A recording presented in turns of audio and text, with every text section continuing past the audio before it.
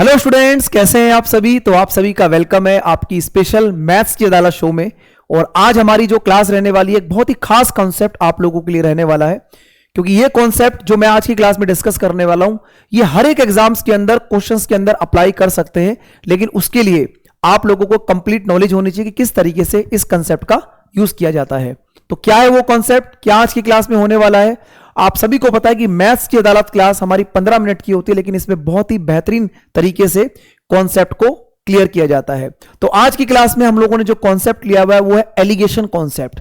लेकिन allegation concept का जो बेसिक है वो थोड़ा सा मैं आप लोगों को बताऊंगा स्टार्टिंग के 2-3 मिनट में, और उसके बाद आपको तीन वैल्यू में कैसे एलिगेशन लगा सकते हैं।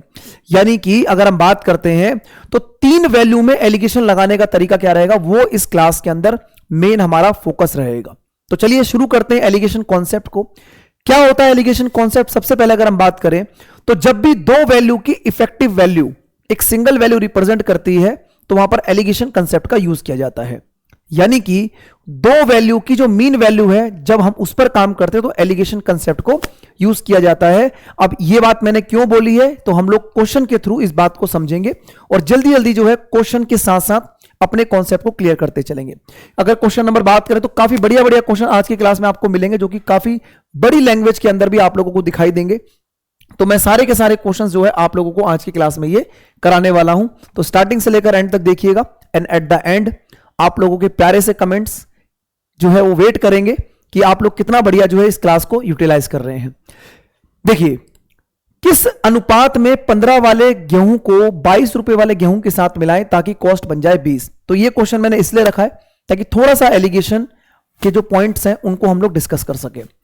अगर हम बात करें 15 रुपए वाले गेहूं को अगर हमें मिलाना है 22 रुपए वाले गेहूं के साथ, यानी 2 वैरायटी की हमारे पास यहां पर वीट है, तो 15 रुपए वाले गेहूं को 22 रुपए वाले गेहूं के साथ अगर मिलाना है और इनकी इफेक्टिव कॉस्ट यानी कि इफेक्टिव कॉस्ट चाहिए 20 रुपए। तो जब मैं यही मैंने आपको बताया कि जब 2 वैल्यू की इफेक्टिव वैल्यू एक सिंगल वैल्यू रिप्रेजेंट करेगी तो वहां पर एलिगेशन कंसेप्ट को यूज किया जाएगा।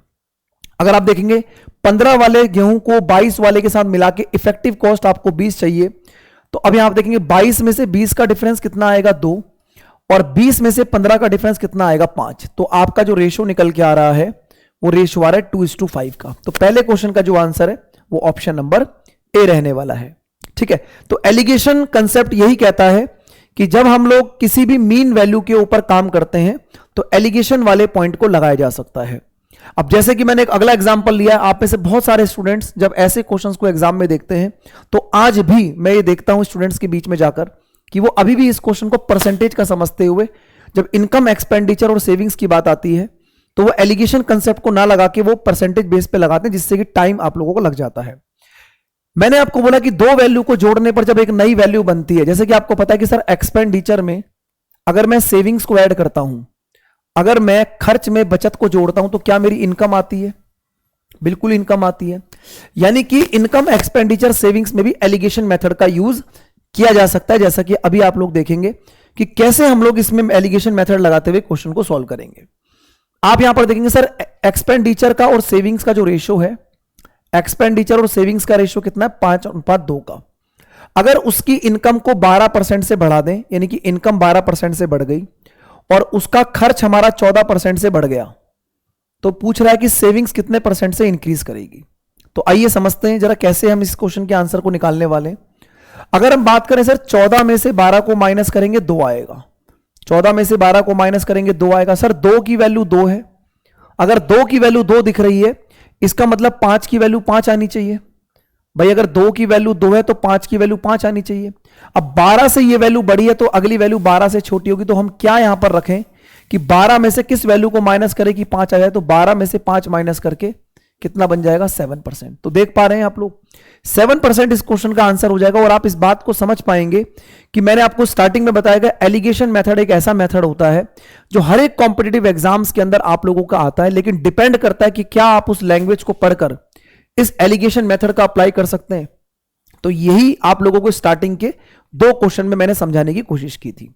अब थोड़ा सा और हम क्लास को आगे चलते हैं क्योंकि 15 मिनट है, तो 15 मिनट के अंदर बेस्ट से बेस्ट क्वेश्चन देने की प्रोसेस जो है आप लोगों को इस क्लास में मिलता है।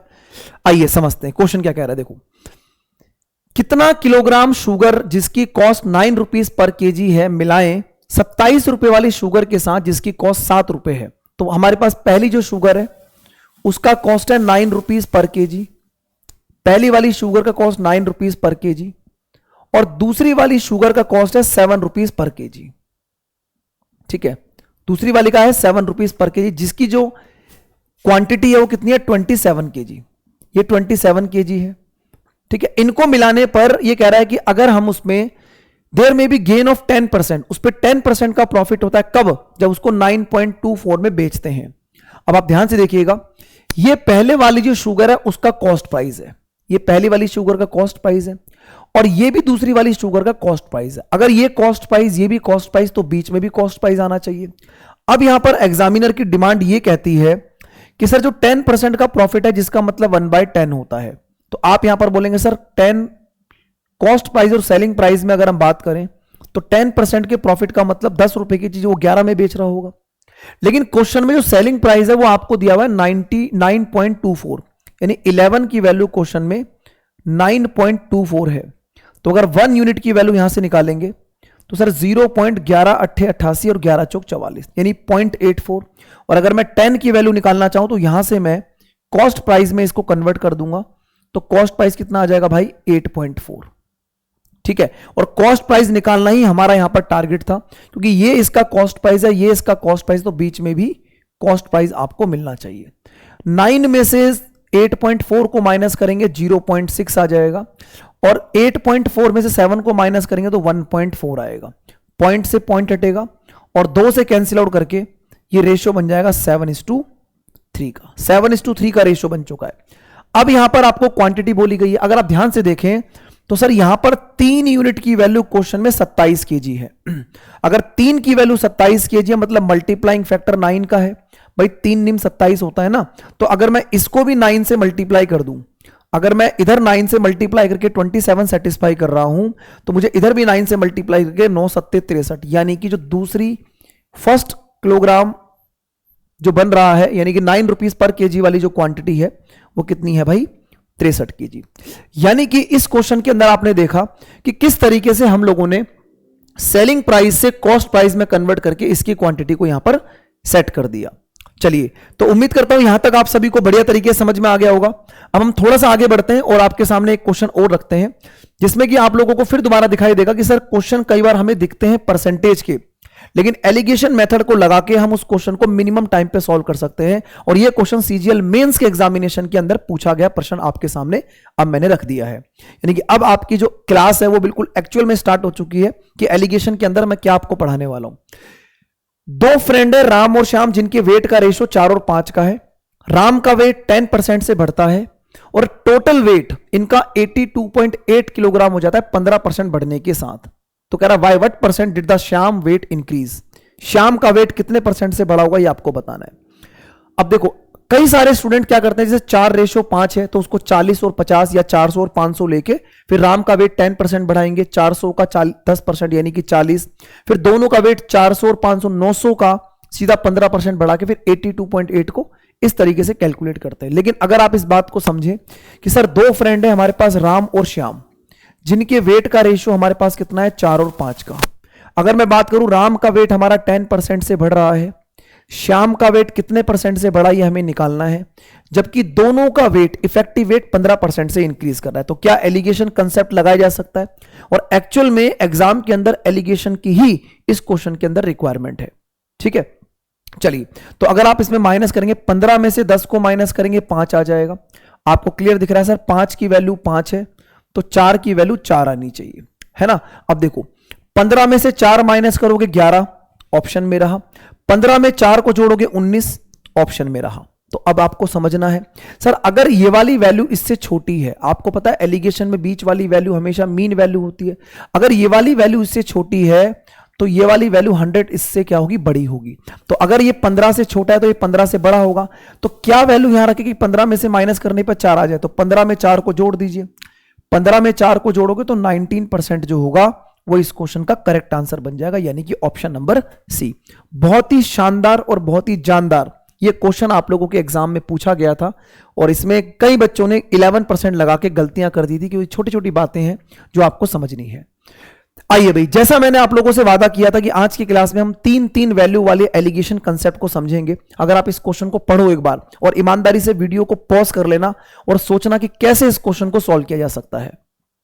एक व्यक्ति के पास 3 प्रकार के कलम, जो कि 450 कलम खरीदता है, तो वह प्रत्येक को 9%, 10% और 12% के लाभ पर बेचता है। अगर पहले दो को 9.3/7% के लाभ पर और सभी को 10% के लाभ पर बेचता है, तो इन पेनों की कीमत क्या है, मतलब अलग अलग जो है इनकी संख्याएं कितनी है, ये आपको बताना है। ऐसा भी बोल सकता है कि पहले प्रकार के पेन बताइए कितने हैं, दूसरे प्रकार के पेन कितने हैं, या तीसरे टाइप के पेन कितने हैं। तो प्यारे दोस्तों, आपको समझना यहां पर मुझे यह लग रहा है कि फर्स्ट पॉइंट और सेकंड पॉइंट की अगर हम बात करें, भाई पहला पेन और दूसरे पेन की बात करें, तो पहले पेन पे 9% का प्रॉफिट, दूसरे पेन पे 10% का प्रॉफिट, और इन दोनों पर जो प्रॉफिट था 9 7 63 और 3 कितना हो जाएगा 66, तो 66/7% का प्रॉफिट। तो यही चीज तो हम लोगों ने समझी कि एलिगेशन में होता यह है कि दो वैल्यू की इफेक्टिव वैल्यू एक सिंगल वैल्यू रिप्रेजेंट करती है। यानी कि पहला जो टाइप था पेन का वो 9% था, दूसरा 10%, और इन दोनों पे 66/7% का ओवरऑल प्रॉफिट निकल रहा था। तो अब देखो कैसे काम करेंगे।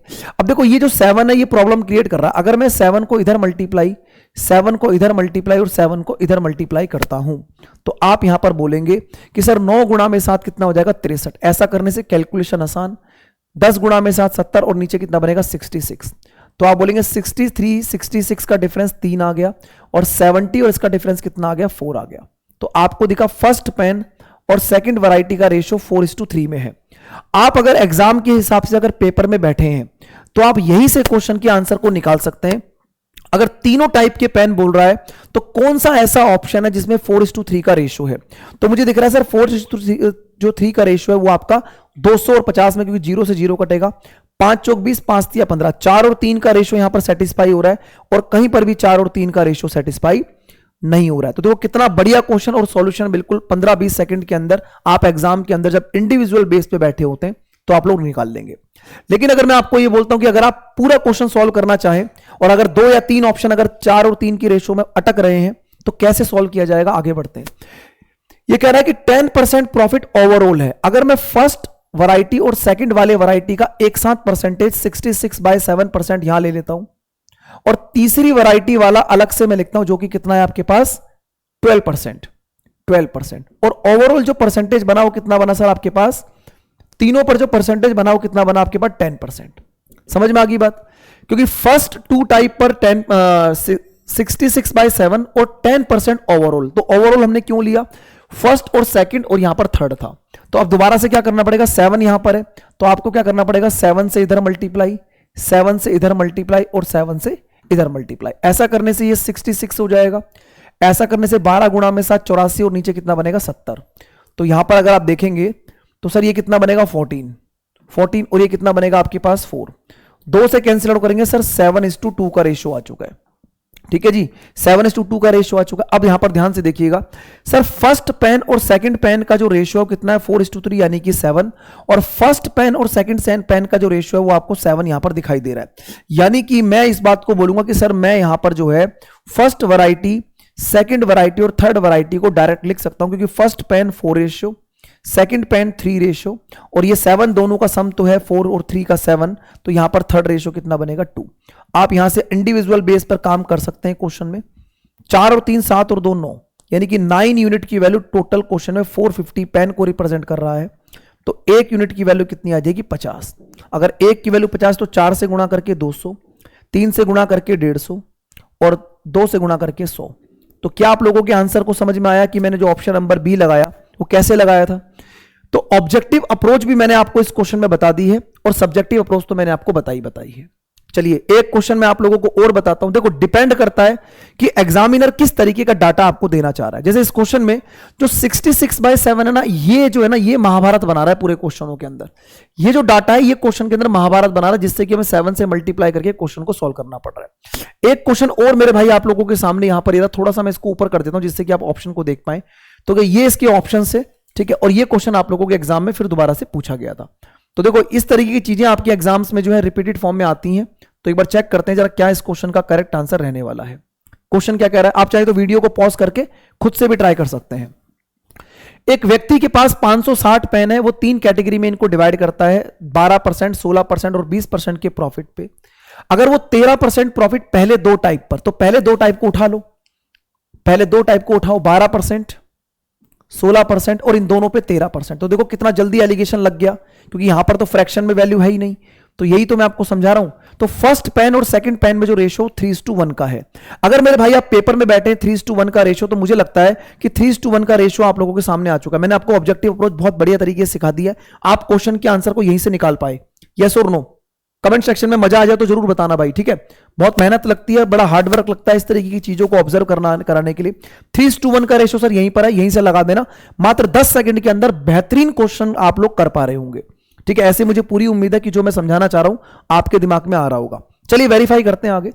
अब ये कह रहा है कि पहले 2 पे तो 13% था और ओवरऑल कितना था 15%। अगर मैं फर्स्ट वैरायटी और सेकंड वैरायटी की बात करता हूं तो इन दोनों पे ओवरऑल प्रॉफिट 13% था। थर्ड वैरायटी मेरा इंडिविजुअल कितना था 20, और इन तीनों पे जो परसेंटेज थी वो थी 15%। तो 15, 20, 5 का डिफरेंस, इन दोनों में 2 का डिफरेंस। अब समस्या क्या आया है, समस्या ये है कि सर ये इन दोनों का सम कितना है, 3 और 1 4, इसका सम 4 है, जबकि फर्स्ट और सेकंड का सम यहां 5 है। तो इसको मैं क्या करूंगा, इसको मल्टीप्लाई करूंगा 5 से, इसको मल्टीप्लाई करूंगा 4 से। यहां पर बैलेंस नहीं है, तो बैलेंस करने के लिए सर फर्स्ट, सेकंड और थर्ड यहां पर मैं आराम से कैलकुलेट कर सकता हूं। कैसे, 5 को 3 से गुणा करेंगे 15, 5 को इससे गुणा करेंगे सर 5, तो 15 और 5 20 हो गया। 4 से मल्टीप्लाई करके ये 20 हो जाएगा, और ये 4 दूनी 8, तो यहां पर 8 आ जाएगा। 15, 5, 20 और 8 कितना हो गया 28। 28 यूनिट की वैल्यू क्वेश्चन में 560। 1 की वैल्यू 28 दूनी 56 यानी कि 20। अगर 1 की वैल्यू 20 है तो देखिए जरा, 1 यूनिट की वैल्यू 20 है, तो 20 को इससे मल्टीप्लाई करेंगे यानी 15 दूनी 30, 300, इसको मल्टीप्लाई करेंगे 100 और 20 से मल्टीप्लाई करेंगे 160। मजा आ जाए तो जरूर बताना कमेंट सेक्शन के अंदर, ठीक है। तो ये है हमारी मैथ की अदालत शो की खूबसूरती। बढ़िया बढ़िया लेवल के क्वेश्चंस को इस क्लास के अंदर प्रस्तुत कर दिया जाता है। और एक क्वेश्चन मैं आप लोगों को और दिखाता हूं जो कि दिखने में इतना भारी भरकम लगेगा। आप एक बार इस क्वेश्चन को पढ़ के देखिएगा, मजा आ जाएगा आप लोगों को। मतलब कि आप सोचोगे कि एग्जामिनर किस हद तक आप लोगों से चीजें पूछ सकता है। आइए समझते हैं। The average marks of the student in the 4 section, 4 section के अंदर जो स्टूडेंट्स हैं जिसमें ABCD है, उनकी जो टुगेदर परसेंटेज है वो 60% है। ABCD का सभी का जो एवरेज है वो कितना है 60%। Average marks of the student A, B, C and D individually 45, 50, 72 और 80 है। सबका अलग अलग परसेंटेज भी दिया गया है। अब यहां पर ये कहता है if the average marks of the student section A और B का 48% है, ठीक है, एंड B और C का कितना है 60% है। B और C का कितना है 60% है। तो what is the ratio of the number of student section A and D। हमें सेक्शन A और सेक्शन D, सेक्शन A और सेक्शन D के स्टूडेंट्स का रेशियो बताना है। एक बार ईमानदारी से वीडियो को पॉज कर लेना मेरे दोस्तों, ठीक है, और उसके बाद इस क्वेश्चन को सॉल्व करने की भरपूर कोशिश करना। और जो मैं आपको फिर सॉल्यूशन प्रोवाइड कर रहा हूं, फिर आप जज करना कि आप प्री लेवल की तैयारी कर रहे हैं, आप मेंस लेवल की तैयारी कर रहे हैं, या आप किसी भी लेवल की तैयारी के लिए मेरी क्लासेस को फॉलो कर सकते हैं बिना किसी टेंशन के। चलिए अब मैं आपको समझाता हूं, ध्यान से देखो। अगर मुझे A और D का निकालना है तो ये बताइए A का रेशियो कितना है सर। A की जो वैल्यू है कितनी है 45%। A की वैल्यू कितनी है 45%, तो A की वैल्यू 45% है। और D की वैल्यू कितनी है सर, D की वैल्यू कितनी है 80%। D की वैल्यू कितनी है 80%। क्या इतनी बात सभी को समझ में आ गई। अगर मैं आपको बोलूं, ध्यान से समझिएगा, A, B, C और D का ओवरऑल परसेंटेज 60% है, मतलब चारों का जो इफेक्टिव परसेंटेज है वो 60 है, जबकि B और C का 60 है। अगर दोस्तों B और C का 60 है, इसका मतलब A और D का भी रिमेनिंग 60 ही रहेगा। भाई अगर ABCD का सभी का एवरेज 60% है और B और C का 60 है, तो इसका मतलब A और D भी 60 ही रहेगा। आप बस यहां पर इस बात को अगर समझ जाते, इस बात को अगर कैच कर लेते, तो भाई साहब क्वेश्चन का आंसर 15 सेकंड के अंदर बाहर था। ये हो गया 20 और ये हो गया सर 15। 5 से कैंसिल करोगे, 5 चौक 20 और 5 तिया 15। बोलो 4:3 इस क्वेश्चन का राइट आंसर बन जाएगा। This is the correct answer and this is the beauty of alligation and this is the beauty of my 15 minute special show. उम्मीद करता हूं कि आप सभी को यह जो आज की क्लास थी वो जबरदस्त और मस्त लगी होगी। और इस क्लासेस को फॉलो करने के लिए मैंने प्लेलिस्ट स्पेशल बनवाई हुई है। अगर आप में से कोई भी ऐसा स्टूडेंट जिसने लेट क्लास ज्वाइन की है या जो पिछले लेक्चर्स को नहीं देख पाया है, एक बार देखिएगा और हर एक लेक्चर के अंदर कुछ ना कुछ आप लोगों के मैथ्स के लेवल को बढ़ाया जाएगा। तो चलिए मिलते हैं आप लोगों से नेक्स्ट क्लास के अंदर, तब तक के लिए अपना ध्यान रखें, ख्याल रखें, मस्त रहिए, पढ़ते रहिए। Thank you very much, take care, bye bye, जय हिंद, जय भारत, धन्यवाद, बाय बाय।